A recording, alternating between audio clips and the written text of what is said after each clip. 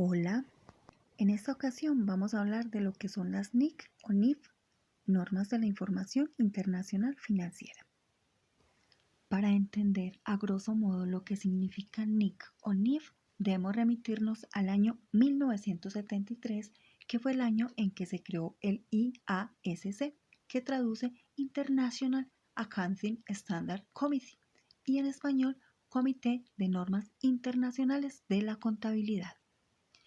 Este organismo lo que hizo fue crear una serie de normas de carácter técnico, orientadas básicamente al tratamiento de la información contable y o financiera. Hasta cierto punto, esas normas que creó ese organismo se denominaron en español NIC y en inglés IAS, International Accounting Standards, o normas de la información contable o de la contabilidad. Sin embargo, en el año 2001, a pesar de lo dicho hace un momento, más específicamente en el mes de abril, surgió otro organismo de manera de reemplazo o sustitución del IAC, y este se denominó IASB, International Accounting Standard Board, Junta de Normas Internacionales de la Contabilidad, que a su vez se encuentra supervisado por un organismo fundado en el año 2000 denominado el IASCF, International Accounting Standard Committee Foundation. Entonces, lo que hizo el IASB o IASB básicamente fue absorber en primera instancia las normas que había creado el anterior organismo. Es decir, absorbió las NIC y adicional a ello emitió unas normas que las denominó IFRS, que traducidas al español significan Normas Internacionales de la Información Financiera. Por tanto, a partir del año 2001, el IASB ha estado enfrente del proyecto NIF y como resultado en la actualidad contamos con dos tipos de NIF. 1. NIF plenas. 2. NIF para pymes. Las NIF plenas son básicamente un conjunto de NICs y de NIF que aplican para unas entidades específicas y que veremos en el momento en que hablemos de los grupos a los cuales se les debe aplicar cada una de las NIC.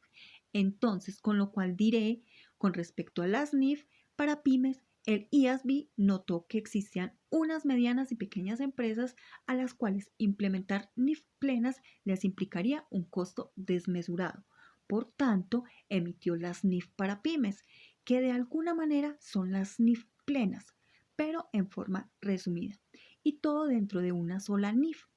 que se subdivide en 35 secciones, de las cuales, si queremos, por ejemplo, ubicarnos contextualmente, nos dirán sección 10.5, que hace referencia a la sección 10 y el párrafo 5 de dicha NIF. Ahora, con todo lo dicho anteriormente, puedo asegurar entonces que las NIFs son un conjunto de NICs y de NIFs, es decir, un conjunto de normas técnicas que me ayudan en primera instancia con el reconocimiento de mi información contable y o financiera. Y es que cuando hablo de reconocimiento preciso en el cual debo incluir determinada información dentro de mis estados financieros, mientras que cuando hablo de medición hago referencia a los métodos y técnicas que deberé tener en cuenta para poder reportar información fiable dentro de mis estados financieros. Deberé tener en cuenta también la presentación que debe tener mi información al momento que sea revisada por terceras personas y también la forma en que debo dar las explicaciones pertinentes a determinados rubros y situaciones que pueda presentar mi información, y esto va ligado estrictamente con las políticas de la empresa, que es un tema que abordaré más adelante. Entonces, lo que buscan las NIF básicamente es guiarnos en la preparación de estados financieros y, por supuesto, también en el registro de mi contabilidad como tal, ya que si mi información contable no es fiable y no cumple con ciertos criterios, mis estados financieros tampoco. Ahora, Contando con estos estándares definidos a nivel mundial, podré contar con información de calidad, con información comparable, no solo dentro de mi territorio, sino también con entidades que se encuentren en todo el globo terrestre. También contaré con información transparente, lo que en definitiva aumentará la credibilidad de las personas que reciban la información que nosotros emitamos. Y esto repercutirá en créditos e inversiones, es decir, que a partir de una información contable que cumple con los estándares y características de garantía, podré inferir en la toma de decisiones de entidades que se encuentren tanto dentro de mi país como fuera de él, ya que el objetivo principal de las NIF es que hablemos un lenguaje global en términos contables, por lo que en este punto de partida podré adquirir créditos en un banco en el exterior, el cual confiará en la información que yo emití. O también podrán invertir en mi empresa. O a su vez yo podré hacerlo en empresas que se encuentren ubicadas en el exterior, fuera del territorio nacional.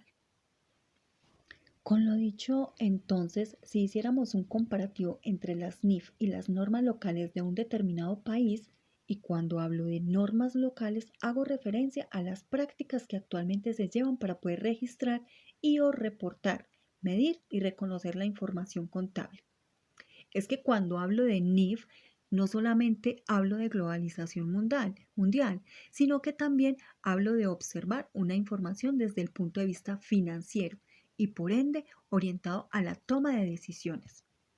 Es que cuando los usuarios que toman decisiones basadas en la información reportada bajo unos estándares serios como la NIF se sienten seguros de que la información suministrada es una fiel copia de la realidad económica de la empresa. Mientras que en los países que aún no han implementado las normas internacionales de la información financiera,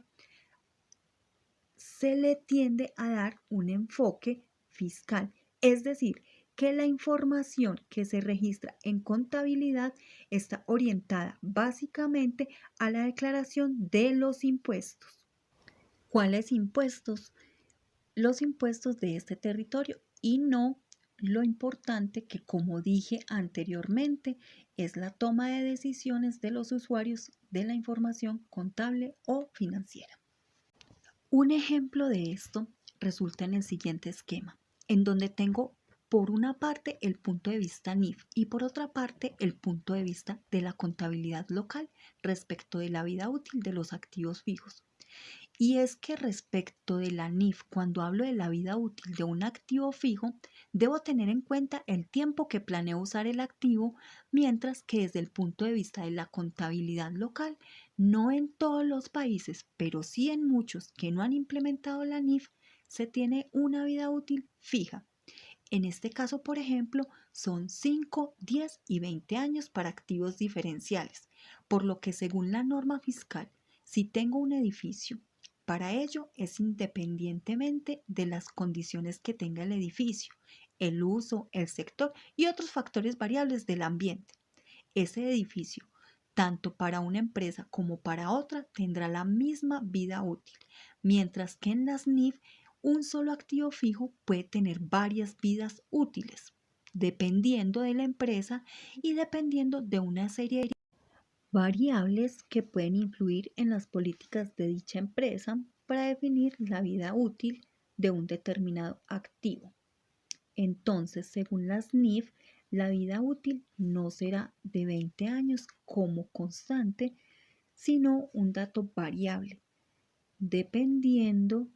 de cuánto tiempo planea esta empresa utilizar dicho activo.